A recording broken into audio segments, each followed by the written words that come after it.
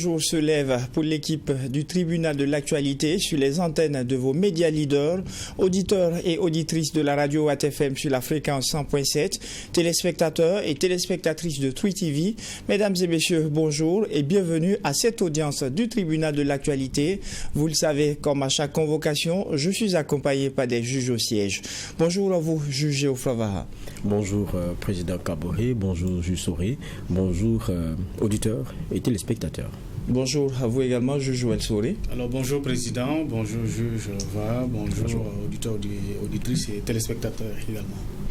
Pour cette convocation, 3 sujets ont été enrôlés pour vous. En première partie d'émission, il sera question de l'entretien télévisé accordé par le président de la transition, le capitaine Ibrahim Traoré. Second sujet de cette audience, l'adoption par l'Assemblée législative de transition d'une proposition de loi portant sur l'organisation des assises nationales.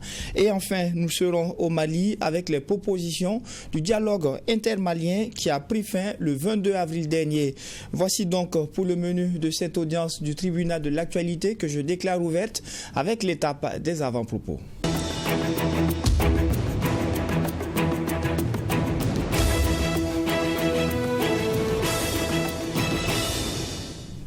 Juge Joël Soré, qu'est-ce qui retient votre attention pour la présente convocation? Alors, merci président. Pour la présente convocation, je vais m'intéresser à la question sécuritaire. Au-delà de Ouagadougou, parce que j'ai eu l'occasion d'aller un peu à l'intérieur du pays dans une des régions qui était touchée, mais au cours des villages ont recommencé à s'installer. Alors c'est pour saluer un peu l'action des forces de défense et des VDP pour la reconquête du territoire national. Et un fait qui m'a marqué, ou du moins ce qui nous a marqué, moi et puis mes amis, c'est qu'entre-temps on était en brousse, vers 18h, presque 19h, on a une crevaison. Et là on a vu des populations avec un sens de la curiosité assez éveillé qui ont essayé de nous approcher, chaque passant, au lieu de nous fuir, à essayer de comprendre qu'est-ce qui se passait. Cela montre au moins ce que la population prend à prendre au corps la question sécuritaire, parce que quand on voit quelqu'un d'étranger dans le secteur, il faut se rassurer qui est cette personne, quelles sont les intentions de la personne. C'est une fois de plus saluer ces populations qui sont à la base, qui aident un peu à collecter des informations pour les services de renseignement, pour les FDL qui sont là. C'est ça aussi la contribution du citoyen lambda pour la préservation de sa commune, de son village contre les ennemis de la nation. En tout cas, bravo à ces populations de cette localité. C'est interpeller les hommes qui sont et les femmes dans les autres villages à rester vigilants, à toujours avoir l'œil un peu ouvert sur tout ce qui se passe dans les environs pour pouvoir alerter les forces de défense. Ça peut permettre d'anticiper et d'éviter certains dégâts. En tout cas, bravo également à tous ceux qui sont au charbon et au peuple qui contribue à travers les taxes, aux FDS qui sont sur le terrain pour permettre à ce que les villages soient installés, que le terrorisme, on puisse oublier cela dans quelques temps. Alors, juge Favara, qu'est-ce qui retient votre attention pour la présente convocation? Oui, merci président. Ce qui retient mon attention, c'est bien la SNC, Semaine nationale de la culture, qui se tient à Bobo-Dioulasso en ce moment même. On a vu la cérémonie de lancement haute en couleur et la présence évidemment du chef de l'État avec le gong de départ et aussi évidemment le discours aussi d'ouverture du ministre qui est revenu sur 1947. Comment est-ce que le socle culturel a pu sauver aussi le pays d'un morcellement, et on sait que la thématique centrale c'est la question du sursaut patriotique et cela arrive à s'ancrer aussi dans les défis de l'heure. Donc c'est une SNC qui à la fois met en exergue ce que nous avons comme richesse culturelle, mais qui le met à la contribution de ce que nous pouvons avoir dans les combats actuels, donc concernant la question de souveraineté et de dépendance et aussi de développement sur lesquels nous sommes lancés aujourd'hui. Donc c'est souhaiter à tous et à ceux qui ont pu faire le déplacement à Bobo-Dioulasso une belle semaine nationale de la culture, et puis espérer que chacun aura à découvrir, à redécouvrir ou à repartir avec ce que nous avons dans notre tréfonds, dans notre essence propre en termes d'identité culturelle. Et puis, on sait qu'il y a un clin d'œil qui est fait aussi au pays de l'AES et tout. Donc, c'est le moment aussi de partage, notamment avec ces pays avec lesquels on a aujourd'hui un destin commun. Et en tout cas, bonne SNC à tous. Premier sujet enrôlé pour cette audience du tribunal de l'actualité, eh bien, le chef de l'État, le capitaine Ibrahim Traoré, s'est prononcé sur les chantiers du développement du Burkina au cours d'un entretien télévisé diffusé sur les antennes de la télévision nationale. Juge Geoffroy Vaha, déjà dans la forme, quelle appréciation faites-vous de cette sortie du président Ibrahim Traoré? Bon, c'est un entretien. Je ne sais pas qui l'a. Ça peut être aussi là, parce que c'est un entretien avec la chaîne publique. Ça peut être la chaîne publique qui l'a demandé, tout comme ça peut être le communicant de la présidence ou la présidence elle-même qui l'a voulu. Donc, déjà, il y a beaucoup qui ont fait déjà le débat de la fréquence des sorties du président. Maintenant, je pense que le moment de cette semaine nationale de la culture est une opportunité pour revenir sur des points importants. Maintenant, de parler de forme, c'est que le problème, c'est que quelle que soit l'opportunité ou le contexte de la sortie, on nous ramène toujours aux questions qui sont celles de la préoccupation des populations, c'est les questions sécuritaires et les politiques et stratégies pour en sortir. Donc, en définitive, ça veut que toutes les sorties finissent toujours par avoir le même contenu. C'est-à-dire que même si demain il y a un grand rendez-vous au niveau burkinabé, comme on en a assez habituellement, tout à l'heure c'était SNC, c'est purement culture. Vous avez peut-être 15-20 minutes maximum du moment de l'entretien qui est destiné aux questions de culture. Et après, sur les 1h15, vous êtes sur toute autre chose. Donc, je veux dire, même si demain il y a le FESPACO, si on reçoit le président et qu'on accepte de faire, et que le président peut-être accepte de faire un entretien, on risque de se retrouver toujours dans le même comment dire cela, dans le même format. Donc, ça fait aussi peut-être plusieurs sorties, mais toujours sur les mêmes éléments. Et étant entendu que bon, peut-être on doit venir dans le fond sur des éléments de réponse qu'il a donnés.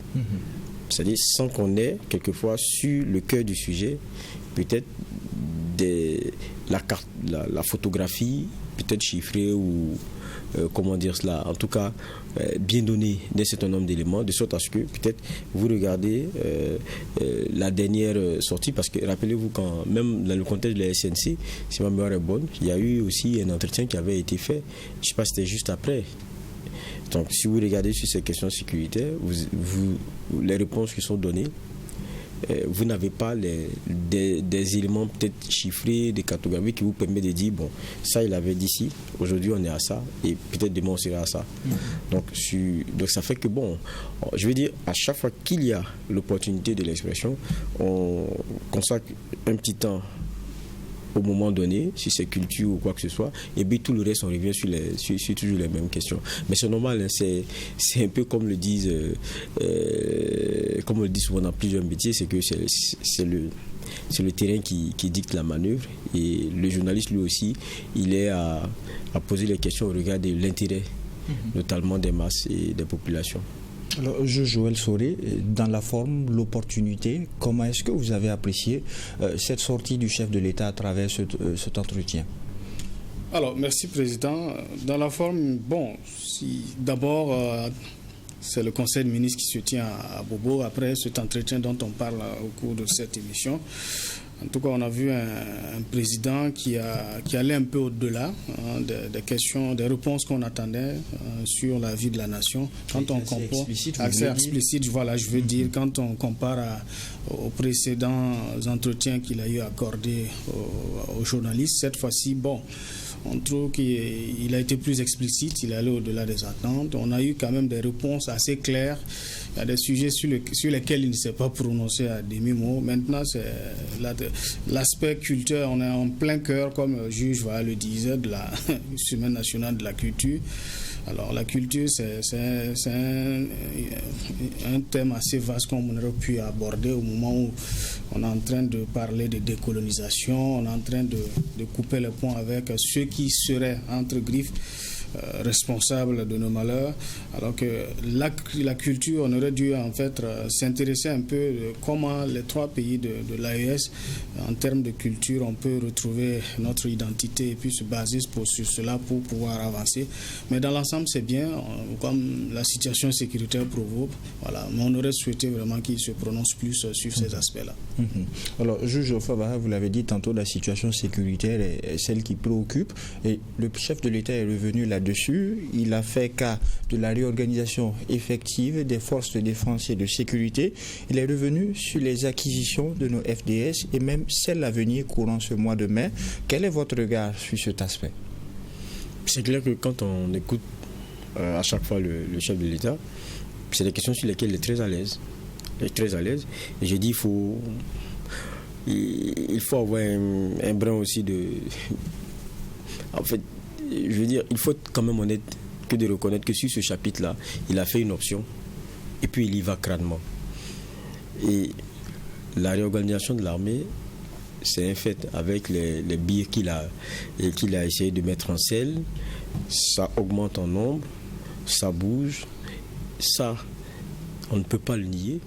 La question de l'armement, c'est un fait. Lui-même rappelle très souvent, parce qu'anciennement sur le terrain, je pense qu'il a été assis au front, assis en bonne ligne pour constater ce qu'était l'armement burkinabé à une période donnée.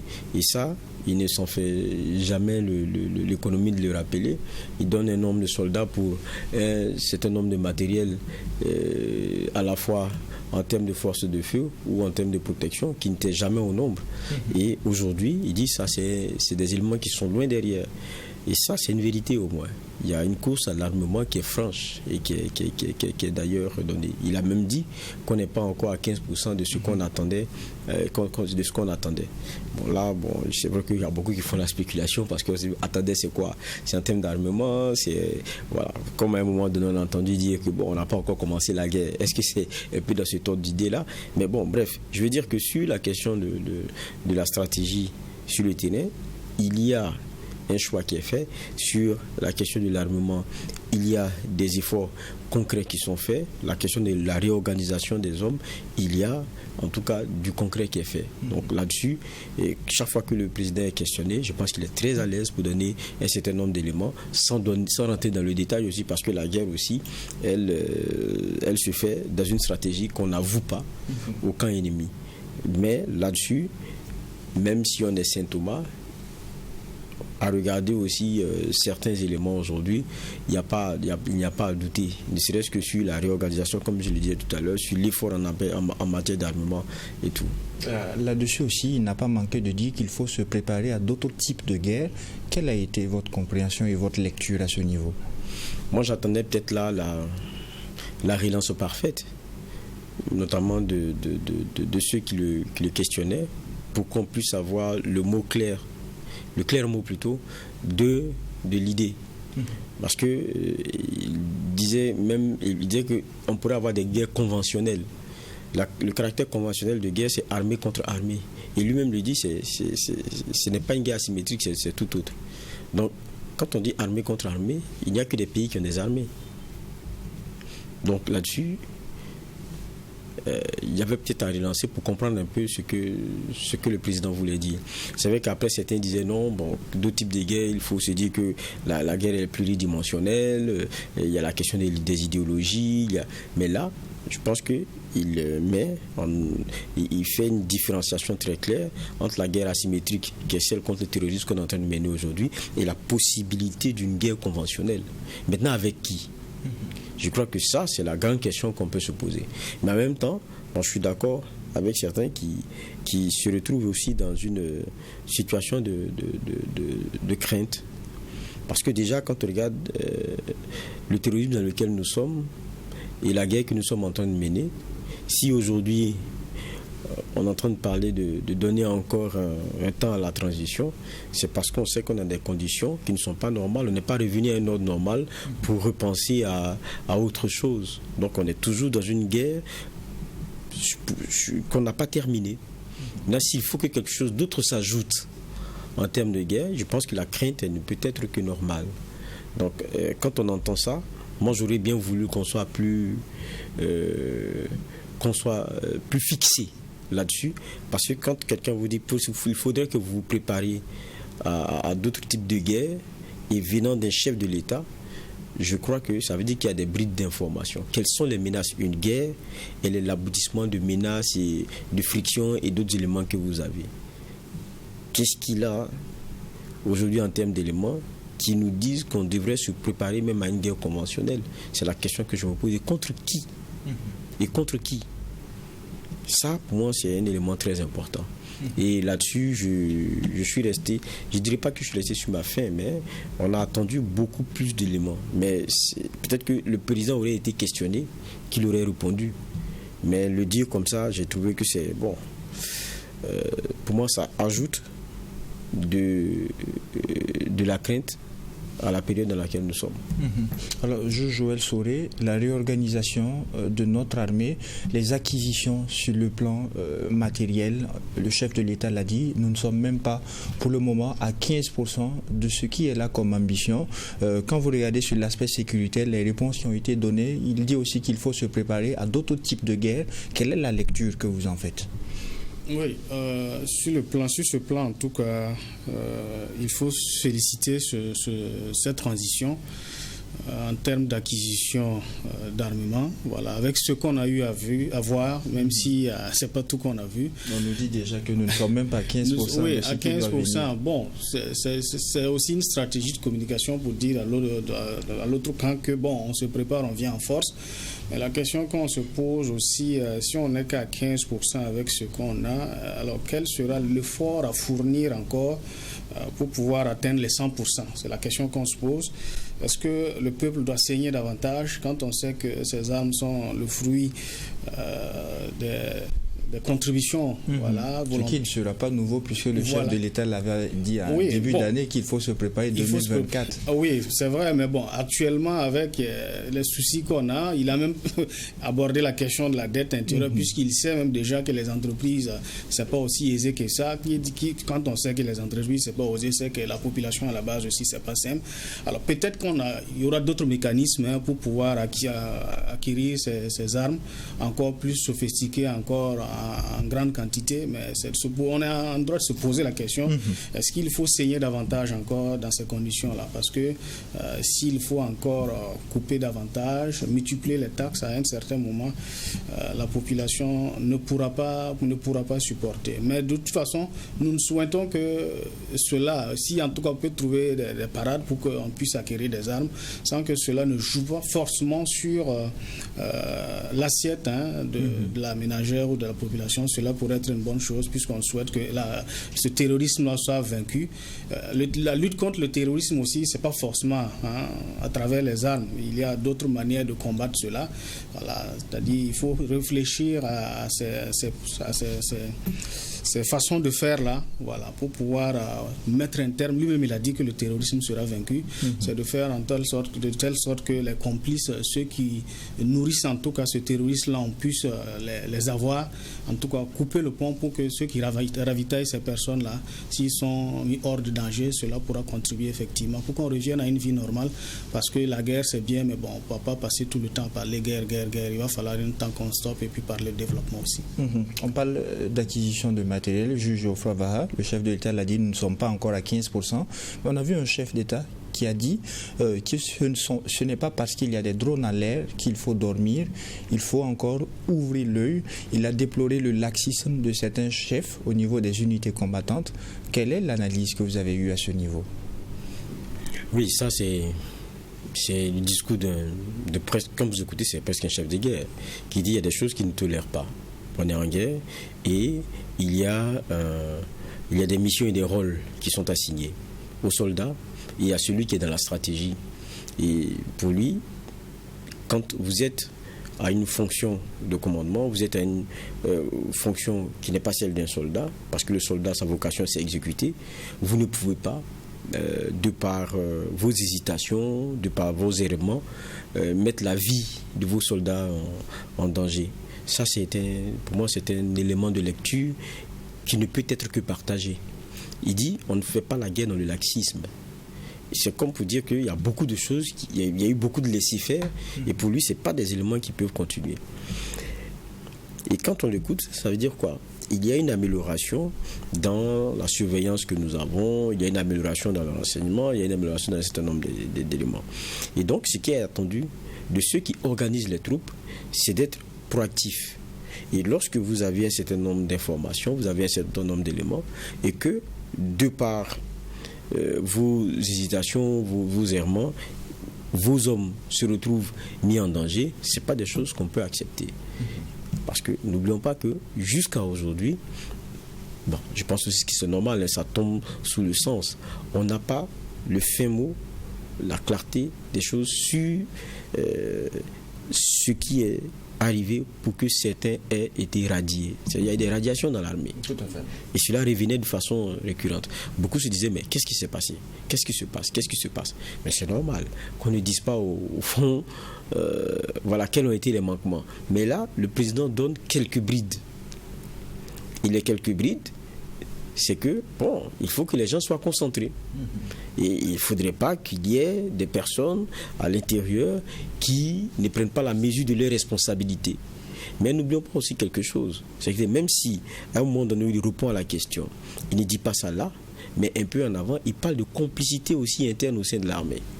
Donc, entre la responsabilité non prise et la question de complicité ou quoi que ce soit, quelquefois, c'est difficile même de faire le tri. Mais si on se rend compte que votre proactivité ayant manqué, vous avez livré vos hommes, c'est difficile de chercher à savoir qu'est-ce qui s'est passé derrière. On vous éjecte. En fait, il y a un chef de guerre, c'est comme ça que moi j'ai vu la chose, qui a dit à ses hommes, écoutez, les gars qui sont sur le terrain, c'est des gens qui n'attendent qu'une seule chose, c'est un ordre. Ils l'exécutent et ils y vont. Maintenant, si vous, qui avez la responsabilité de le faire, vous êtes encore hors de la guerre, il y a un problème. Il y a une responsabilité qu'on vous a donnée, il y a une fonction qui est la vôtre, et cela va avec rester concentré. Si vous ne l'êtes pas, il y aura problème. C'est un message à la fois à l'opportunité de la question, mais en même temps, c'est des explications qu'il donne sans tout nous donner aussi. Mais on se rend compte et puis on se fait aussi une lecture de ce qui a conclu à ce que certains soient radiés. Parce que la question claire a été pourquoi les radiations qu'on a eues récemment. Et à cette question, il a répondu. Alors, Joël Soré, les différentes radiations que l'on a constatées, il y a aussi la persistance des attaques malgré les acquisitions que nous avons eues sur le plan militaire. On parle des drones qui permettent une surveillance accrue du territoire national, mais malgré tout, les attaques persistent. Et le chef de l'État qui déplore le laxisme de certains chefs au niveau des unités combattantes. Quelle est votre lecture? Oui, c'est un problème qui n'a pas commencé maintenant. C'est question de complicité, de laxisme.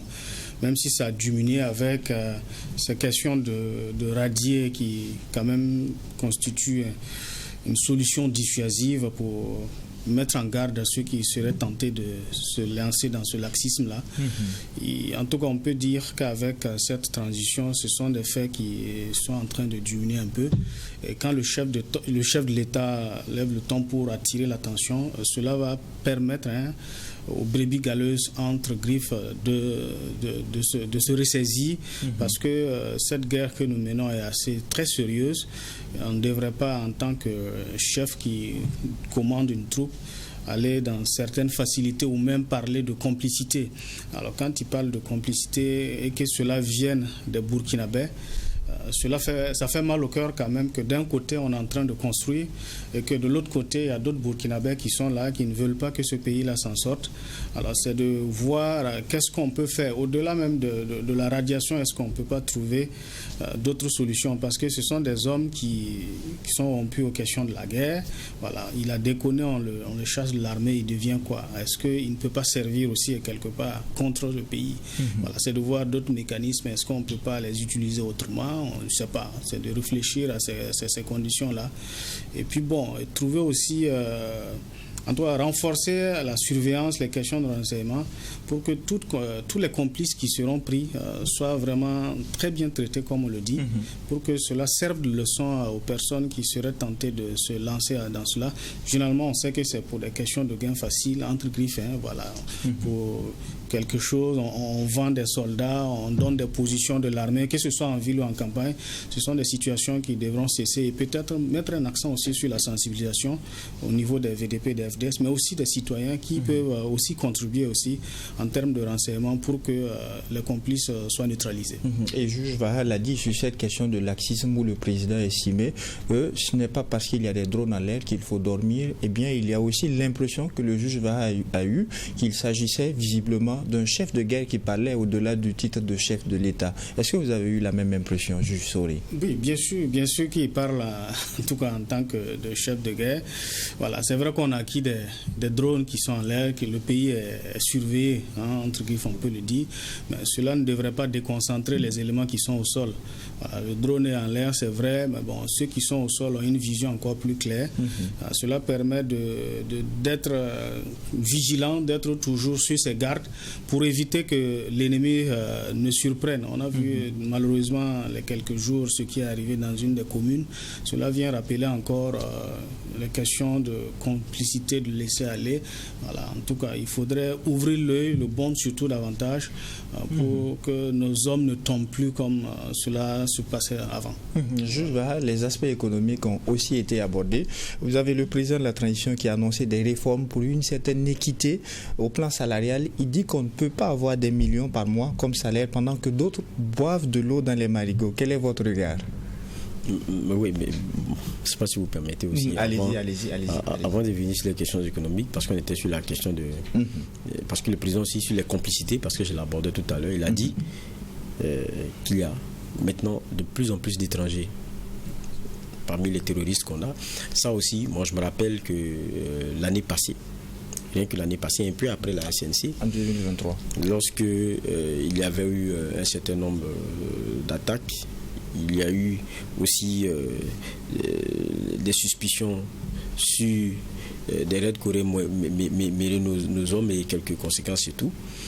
Il y a eu plusieurs rencontres qui avaient été faites avec certains pans de notre vie nationale et les journalistes avaient été reçus et il y a eu des discussions.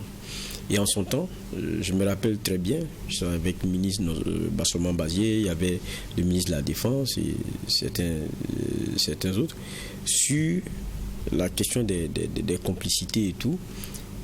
C'était des éléments qui étaient ressortis. Et ce qui était ressorti de façon très claire, c'est que ceux qui nous attaquent, pour la plupart, c'est clair que c'est des Burkinabés, mais il y a aussi une forte présence aussi de certains groupes terroristes, mais qu'on voit un peu aussi ailleurs, et qui viennent, qui établissent, qui sont un peu des gens d'instructeurs, qui établissent des camps, des bases, et voilà, qui recrutent et qui forment. Donc, c'est pas forcément un phénomène nouveau. Mais quand le président le dit avec insistance, on a comme l'impression que c'est un peu récurrent. Est-ce à dire que petit à petit, c'est difficile pour eux d'avoir de la... comment on appelle ça, des bras ici, ou bien ça veut dire aussi qu'ils sont entrés aussi dans un autre schéma. Ça aussi, c'est des éléments qu'on pourrait regarder. Parce que, disons-le tout net, en son temps, ce que le ministre nous disait, et même je pense que c'était quelqu'un des services de renseignement lorsqu'on discutait, c'est que il y a, quand vous voyez l'armement avec lequel ces personnes-là viennent, et parce qu'il y a différents niveaux, hein. Il y a ceux qu'on a qui attaquent, qui sont quelquefois des éléments un peu, je dirais pas isolés, mais qui sont des groupes connus et tout. Mais il y a quelquefois, vous vous retrouvez avec des gens qui sont un peu plus dans l'organisation un peu centrale. Vous verrez, c'est des pick-up, c'est du matériel qui est quand même assez lourd. Et il y avait la question de savoir comment est-ce qu'ils pouvaient l'avoir s'il n'y a pas de complicité, voilà, à un échelon plus fort. pas seulement État, mais même avec, c'est pour ça la question de l'impérialisme aussi était ressortie, avec certaines forces qu'on avait un peu dans notre espace, donc il y avait beaucoup de questions et des questionnements qui ressortaient. Donc ça aussi, le président est revenu un peu là-dessus, avec insistance, mais ça veut dire que, bon, c'est dommage, on n'a pas eu quelquefois aussi des relances qui nous permettaient de mieux comprendre, mais il est revenu au moins 2 ou 3 fois sur la question de la présence de ces personnes étrangères. Et puis, la complicité interne, il a parlé au sein de l'armée, mais il a parlé aussi de villages complices. Moi, je reviens un peu là-dessus, parce que dans le contexte dans lequel on est, c'est un peu, je dirais pas sensible, mais je le dirais aussi, c'est un peu sensible. Maintenant, est-ce que le mot choisi, personne n'est parfait, hein, ici, nous ne sommes pas parfaits.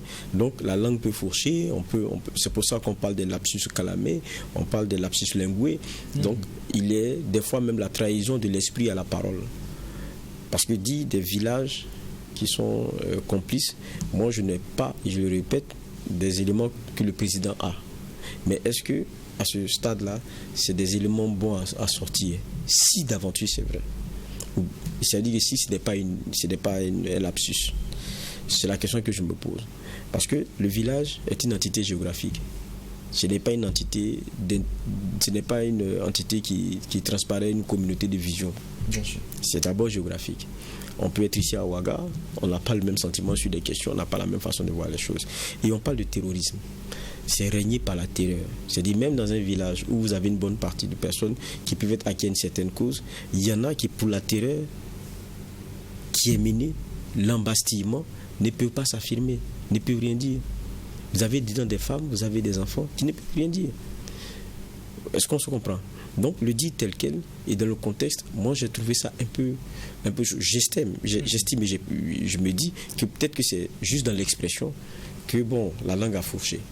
Parce que là, pour moi, c'est un point aussi quand même essentiel à ressortir.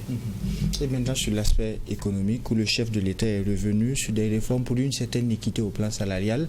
Il y a eu cette expression où il dit qu'on ne peut pas avoir des millions par mois pendant que d'autres boivent de l'eau au niveau des marigots. Mais ça, c'est tellement vrai. D'équité, c'est récurrent, la volonté y est depuis des années. Non, c'est tellement vrai. Mais vous savez, le problème, c'est que c'est tellement vrai que même, ce n'est pas une question de l'heure. On l'a vu sous le président Roch-Kaboré.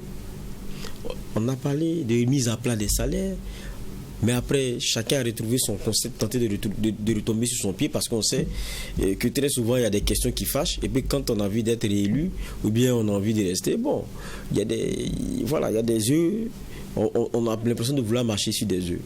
Mais là-dessus, il faut se rappeler quand même, que je le dis toujours, qu'à chaque fois que moi je reviens sur ces questions, il y a des ministres comme le ministre Séni et autres qui ont abordé crânement la question et ont fait des propositions. Mais bon, c'est pas eux qui étaient aussi au pouvoir. Hein. Donc vous faites des propositions et puis après, les gens regardent et on essaie d'y aller. Après, il faut appeler aussi tous ceux qui sont concernés et tous ceux qui représentent les intérêts, monde syndical et tout. On a vu ce que ça a donné. Mais c'est que tout le monde est un peu mal à l'aise quand on regarde la façon dont les travailleurs, de façon générale, sont traités. Quand vous regardez dedans, vous avez un genre d'iniquité. Ça, il ne faudrait pas qu'on se leurre. On a vu les médecins poser leurs problèmes. Regardez le nombre d'années d'études. Regardez le nombre d'années d'études. Et regardez pour la spécificité, des fois la spécialisation. Mais après, regardez est-ce qu'ils sont bien nantis dans notre administration, forcément. Est-ce qu'ils sont vraiment bien traités? Il y en a, c'est bac plus. Rien que ça. Après, c'est fini, tac. Mais regardez le salaire. Il y en a aussi, je n'ai rien contre personne, il est chauffeur dans une administration, mais regardez à côté ce qu'il touche. C'est-à-dire, je ne parle pas de son salaire.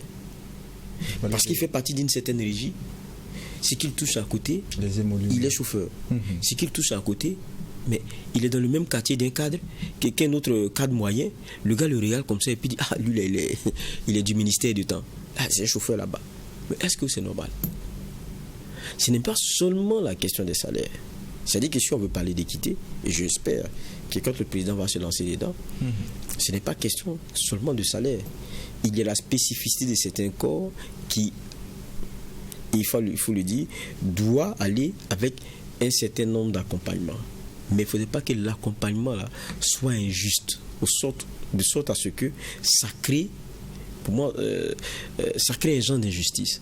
Donc tout ça, c'est des éléments sur lesquels il faut regarder. Il y a le salaire, c'est vrai, mais sur lequel il faut une certaine équité, mais il y a la spécificité des corps pour lesquels, même s'il faut un accompagnement, il faudrait que ce soit quand même assez juste relativement aux autres corps.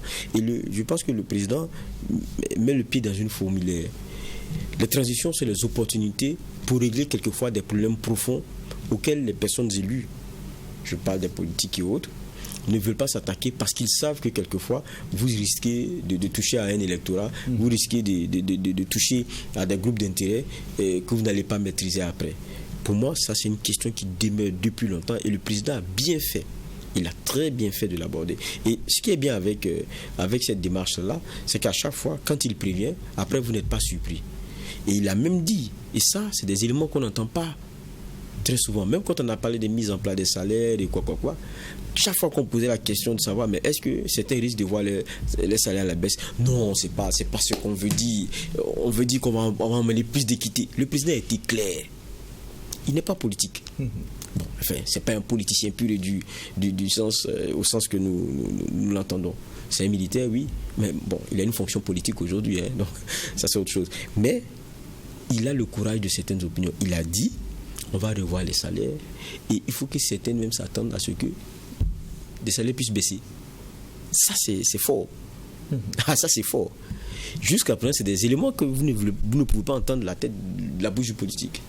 Mais comment on réajuste, comment on a l'équité, si certains qui ont, ce que j'ai pris comme exemple tout à l'heure, à niveau égal, à travail égal, ont des à côté, ont des éléments qui font même pâlir le cadre moyen qui se retrouve ailleurs. Il y a un problème. On termine sur cet aspect économique. Jules Soré, on ne peut pas avoir des millions par mois pendant que d'autres boivent l'eau des marigots. C'est une phrase du chef de l'État qui parle de mettre en œuvre une certaine équité sur le plan salarial. Quelle est votre lecture? Alors, c'est une lecture un peu biaisée parce que, quoi qu'on dise, c'est vrai que c'est une question sensible qu'il va falloir revoir, mais il faut se dire aussi que certaines personnes méritent ce salaire. Voilà, parce que quand tu suis un cursus, tu te formes jusqu'à atteindre un certain niveau. Je ne pense pas qu'on ait empêché quelqu'un de se former jusqu'à atteindre ce niveau et puis pouvoir obtenir ce poste. Quelque part, il le mérite.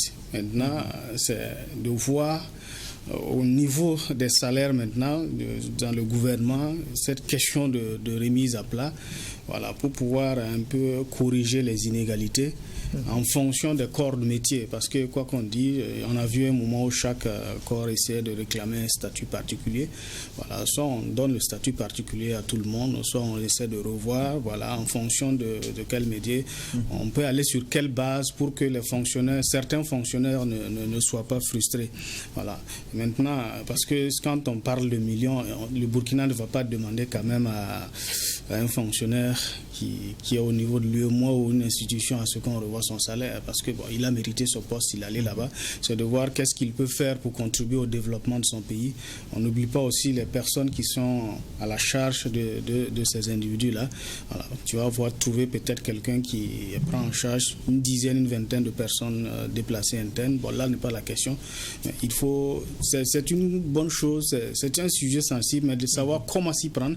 Et si on doit opérer des choix, c'est maintenant, pendant cette transition-là, parce que si la transition passe avec un pouvoir politique, ça sera difficile parce que c'est à des sensibilités qu'on va toucher. Mais cela ne donne pas aussi l'occasion de décourager les gens à se former, à mériter ce qu'ils doivent avoir. Voilà. Allez-y rapidement. Je reprécise les choses. C'est que j'ai dit que dans ce que dit le président, pour moi, il y a des défis qui sont à plusieurs dimensions. Je suis d'accord avec lui. Il faut mériter son salaire à travers son cursus. J'ai dit, quand vous êtes médecin spécialiste, vous êtes spécialisé, dans l'administration aujourd'hui, vous êtes logé où?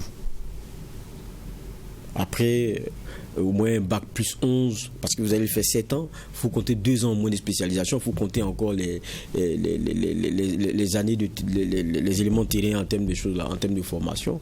Mais vous n'êtes pas plus nanti que quelqu'un qui a fait bac plus 4. que certains qui ont fait bac plus 4. C'est ce que je dis, il y a une logique aussi à avoir. Si on est dans un élément qui est méritocrate, je crois que ça, ce n'est pas des éléments qui puissent s'accepter. Je prends un exemple de médecin seulement parce que vous allez dire quoi? Ce qu'il fait, sauver des vies. Il y a beaucoup d'autres corps de métier, chacun a son importance. Donc si on veut faire le débat de qui est plus important, sauver des vies c'est aussi important. Mais quand vous les voyez, ils ne sont pas forcément les mieux traités de notre administration. C'est un cas seulement que je prends. Et j'ai pris un autre exemple tout à l'heure, quand j'ai dit le chauffeur qui se retrouve dans une régie, qui se trouve au ministère par exemple de l'économie des finances, mais quoi, dans un coin de régie financière, lui, il a à côté de son salaire des comment on appelle cela, des fonds, mais qui font pâlir même un cadre moyen qui est à côté. C'est normal.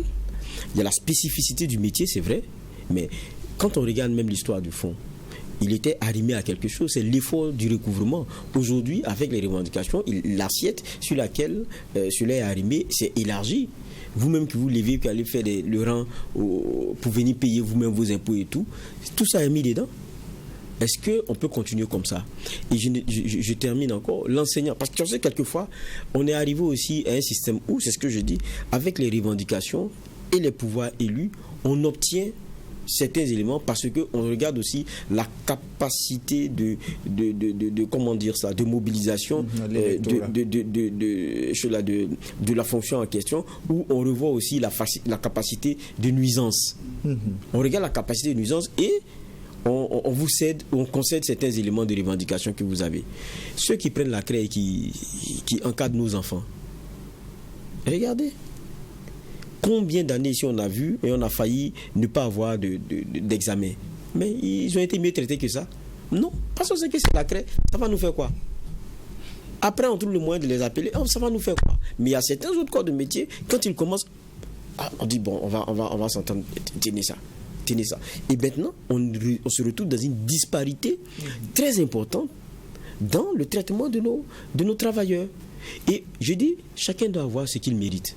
Mais il faut qu'il y ait aussi une certaine équité dans le traitement de notre administration. Et ça, pour moi, c'est très important.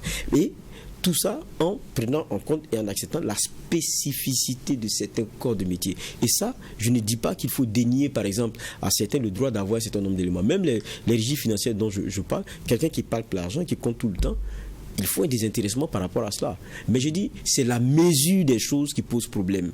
Parce qu'à force de mettre la pression et de chercher à obtenir des éléments, on se retrouve dans des abysses concrets entre des travailleurs d'une même administration. C'est ça le problème. Et le président il tape le pays, il est en train de taper dans une fourmilière. Mais attention, j'espère qu'ils auront aussi, ils seront tous sur la même lignée. Parce que moi aussi, je me rappelle qu'on a entendu le ministre de la fonction publique rappeler aux uns aux autres travailleurs qui se plaignaient que vous aussi vous avez des fonds communs. Il a parlé de ceux qui ont des places dans les établissements parlant de fonds communs. Et on espère qu'ils seront tous sur la même lignée. Parce qu'à chaque fois, sur la même ligne, à chaque fois que ces questions de disparité au sein de notre administration et des traitements, lorsque ça revient, on trouve toujours le moyen de dire mais bon.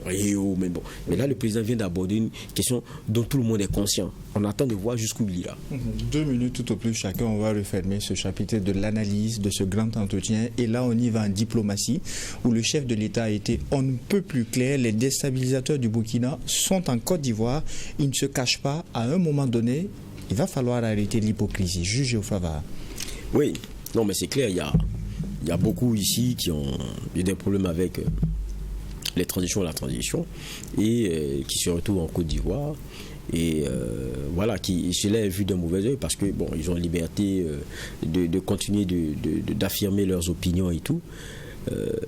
Ça, c'est un fait.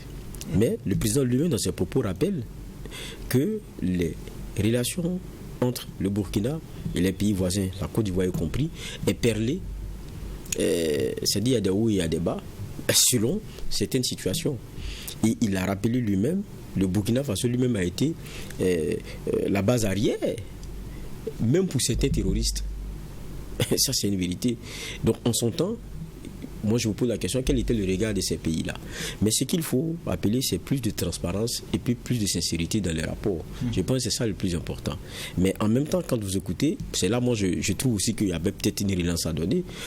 Il y a un tapis rouge qui a été déroulé à un moment donné à Soroki Bafori Guillaume ici, alors que ce monsieur-là, on sait, dans les postes dans lesquels il était avec le pouvoir ivoirien.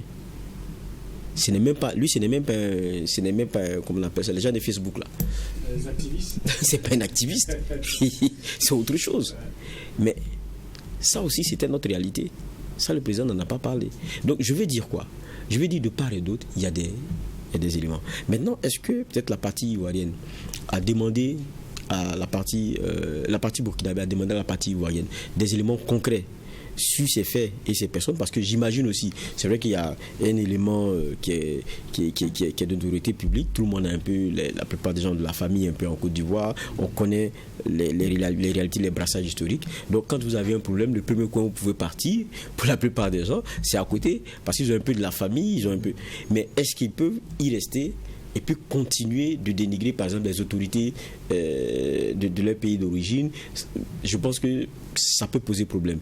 Mais là aussi, il doit y avoir une santé de coopération qui permette à ce que on puisse dire, attention, ce monsieur-là, voilà ce qu'il raconte, voilà, qu'est-ce que vous pouvez faire? Et là, ça va se faire de façon plus tranquille. Mais tant qu'il y a ce climat qui est délétère là, je pense que ça rend plus difficile ce type de requête.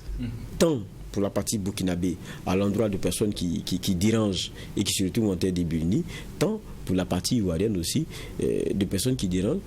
Sinon, peut-être on aurait évacué ce royaume. On termine avec vous, Joël Souris.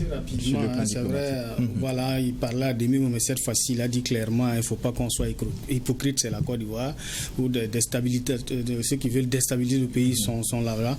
Voilà, la question qu'on se pose est que le pays aussi n'est pas aussi irréprochable que ça, parce que nous aussi, on a eu à poser des actions qui certainement ont pu frustrer les autorités en terre ivoirienne, comme le juge l'a cité en déroulant le tapis rouge à Guillaume Soro ici, même s'il a été au Niger, au Mali, on n'a pas fait assez de bruit sur cela. Cela peut peut-être contribuer à envenimer la situation, mais c'est de souhaiter à que ces deux dirigeants, les dirigeants de ces deux pays puissent parler dans un langage franc et trouver des compromis en tout cas, pour que cette guerre entre griffes entre dirigeants de ces deux pays cesse, parce que quoi qu'on le dise, les peuples entre eux sont en de bons termes. Le Burkina et la Côte d'Ivoire, ces deux pays voisins, on a des frères là-bas, ils sont ici. En tout cas, on souhaite que la hache de guerre soit enterrée et que nous soyons en de bons termes, voilà, pour pouvoir mieux coopérer dans la tranquillité et la paix. Voilà. À l'inverse du Mali, le Burkina Faso, visiblement, ne semble pas être sur la même voie pour se faire surprendre entre griffes par les délais de fin de transition. Et on a vu vendredi dernier l'Assemblée législative de transition qui a adopté justement une proposition de loi permettant l'organisation des assises nationales.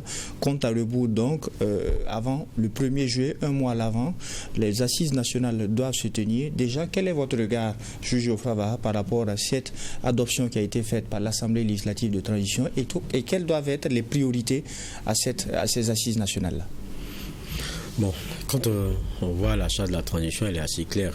Je pense que le président du Faso, tout comme l'Assemblée législative de transition, ont toutes les prérogatives pour aborder la question de ces consultations qui sont demandées. Maintenant, c'est à l'initiative, en tout cas, de l'Assemblée législative de transition. On avait dit aux 3 quarts, donc on est dans les textes.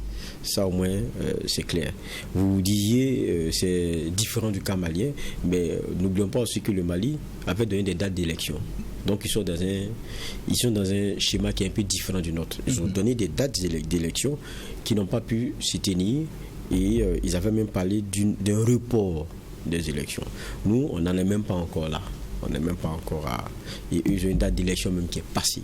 Elle est dépassée. Donc, c'est normal que, quelquefois, la fin de la transition surprenne, d'autant plus que l'élection qui est la procédure, le schéma pour passer à un ordre normal, n'a pas lui pu se tenir. Donc, si l'élection s'était tenue, on ne parlerait même pas de prolongation de transition au Mali, parce que le schéma naturel se serait fait pour un retour à l'ordre normal. Nous, on n'en est même pas au débat d'une élection, on n'en est même pas au débat d'entrevoir une élection. On est dans la réalité de gérer notre quotidien. Comment est-ce qu'on met les conditions pour que peut-être dans un certain futur, on ait un climat sécuritaire qui permette qu'on puisse se dire qu'à un moment donné, maintenant, là, on puisse repartir à un ordre normal. Voilà notre réalité. Donc, elle était très différente. Et c'était pour moi très important que on se dise, ok, la transition selon la charte devrait s'achever avec les objectifs qui ont été donnés. Mais quand on regarde, ce n'est pas possible. Qu'est-ce qu'on fait? Il faut se donner encore un temps. Et je suis heureux de ce que ça ne soit pas l'objet de... voilà, peut-être comme c'était le craignait, que ce soit ignoré et qu'on en arrive à la date. Et puis bon, comme on connaît, chacun regarde et parle, ronronne, parce que la situation aussi, on la connaît. Là, c'est posé crânement. Et ce sont, comme pour la charte première, la charte seconde, pour MPSR 1, MPSR 2 et tout, que voilà, ceux qui sont les éléments, la composante de notre nation désignée, viennent dire, bon, voilà ce qu'on pense, voilà ce qu'on pense, voilà ce qu'on pense. Voilà un délai qu'on donne, voilà ce qu'on peut repréciser dedans. Pour moi, c'est déjà important. Maintenant, il y a toujours le débat du caractère représentatif de personnes qui viennent se prononcer, parce que certains disent que c'est déjà du pipé, parce que quand on regarde, bon, il y a tout pour les hommes en place, donc il n'y a que ce qui est voulu, c'est que des ordres, des mots d'ordre, et ça va passer. Maintenant, il faut espérer que ce soit, pour moi, l'expression vraie de ce que nous avons comme composante, voilà, et surtout d'avis dans notre nation. Justement, je termine par là. Là, il y a d'autres inquiétudes. Comment on arrive à tenir des assises inclusives, prenant en compte les différentes parties prenantes, avec cette réalité de certains acteurs qui ne peuvent se réunir, et là, je parle des politiques. Bon, moi, je pensais aussi que c'était, pour moi, un problème qui allait être réglé, et très vite. Parce que jusqu'à présent, il faut le dire de façon très nette, c'est un peu le souci. Vous avez vu, quand le MATD avait demandé à ses partis politiques de venir discuter, de venir se prononcer sur un certain nombre d'éléments, mais il y a une logique qui leur a été opposée. Et je pense que ça, c'est même une tautologie. C'est trivial, ce qui a été répété au MATD. On ne peut pas se réunir. Vous voulez qu'on vienne donner quel avis? Le président d'un parti politique, il n'a pas un avis à donner.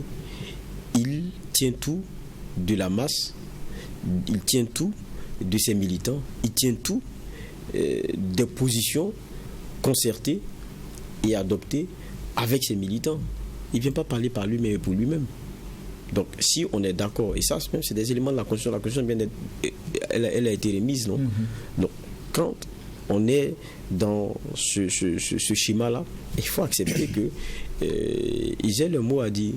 Et pour moi, c'est des fils du pays. C'est des Burkinabés. Et même si demain, on estime que la question sécuritaire est réglée, qu'il faut aller à les élections, ça sera avec eux. Et puis souvent, bon, on aime souvent dire que bon, c'est eux là qui nous ont mis dans la situation, c'est ceci, c'est cela. Il y a une part de vérité dedans. Et ils doivent se regarder dans la glace et assumer certains avatars et des turpitudes dans lesquels ils ont eu à nous mettre. Mais on est dans un pays où il y a des candidatures indépendantes, c'est-à-dire vous, moi, tout le monde là pouvait candidater. Si on ne l'a pas fait, la nature aurait du vide. On aura à choisir entre ceux qui ont osé. Donc, nous aussi, il faut qu'on s'assume. Aller même jusqu'à la question de l'affirmation de notre choix. Et pour terminer, je pense que le Sénégal nous l'a assez montré. Leur situation était assez difficile. Ailleurs, c'était les militaires, comme on dit d'habitude, là, qui allaient venir s'assumer. Et puis on allait applaudir. Mais ils ont réglé le problème. Mais qui a réglé le problème? C'est les Sénégalais eux-mêmes. En allant voter et puis dire à Macky Sall, on ne veut pas. À travers les institutions qui ont été fortes, il faut le dire. C'est de ça qu'il s'agit. Donc, ça aussi, c'est possible.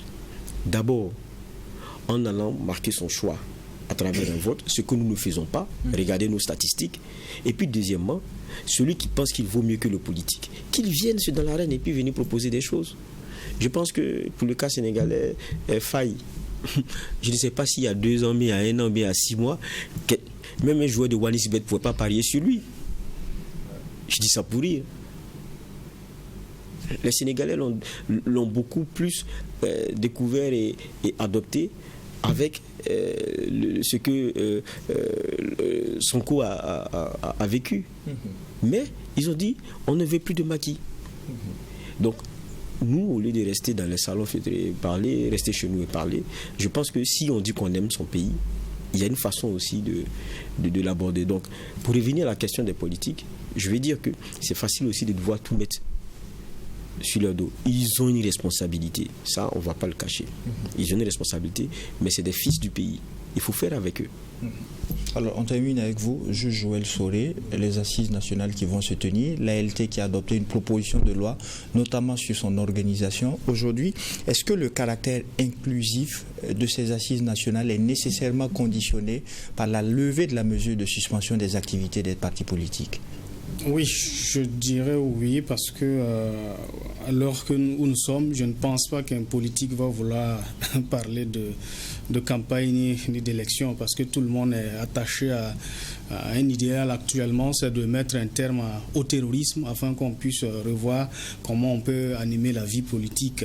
Voilà, donc c'est vrai qu'il y a une part de responsabilité, on accuse les politiques, mais n'oublions pas aussi que cette transition est assise sur des acquis engrangés par ces politiques. Voilà, ça aussi il faut le reconnaître. Voilà, même si ces politiques, ces partis politiques doivent revoir leur copie et puis ne plus nous mettre dans ce gouffre comme il fut le cas quelques années, il faut faire avec ces politiques, parce qu'on a vu le Mali, le cas du dialogue inclusif où certains les partis politiques ne sont pas allés. Alors on souhaite en tout cas que ces assises... Jusqu'à la veille, il y a eu la même décision qu'au Burkina, la suspension des activités. Voilà. Donc bon, je pense qu'on peut lever la mesure et puis essayer d'encadrer maintenant. Voilà, parce que leur donner la parole, parce que ce sont des Burkinabés avant et après tout, qui peuvent apporter leur pierre à la construction de cette nation. Donc on les laisse parler. Voilà. Et puis bon, les inclure dans tout ce qu'on fait. Et souvent, il y a des critiques aussi qui peuvent aider, parce qu'on l'a vu dans un pays comme la Chine. Voilà, entre-temps, il y avait des agents qui étaient chargés de faire la revue de presse chaque matin, pas pour prendre en mal les critiques, mais se baser sur cela pour pouvoir corriger les imperfections. Je pense qu'on peut adopter ce modèle ici, voilà, être ouvert un peu à la critique et puis faire avec tout le monde, parce que ce pays nous appartient et on a intérêt à ce que le terrorisme prenne fin. Merci pour la richesse, la qualité des échanges et des analyses, mais c'est ici que je déclare lever cette séance du tribunal de l'actualité. Merci à vous, juge Geoffrey, pour les angles de regard et d'analyse. Merci à vous également, juge Joël Soré, pour les clés de lecture que vous avez apportées. Grandement merci à vous, auditeurs et téléspectateurs. Surtout, n'oubliez pas, ici au tribunal de l'actualité, la rigueur d'une justice équitable s'applique sur tous les sujets enrôlés. Au revoir et rendez-vous demain pour une autre convocation.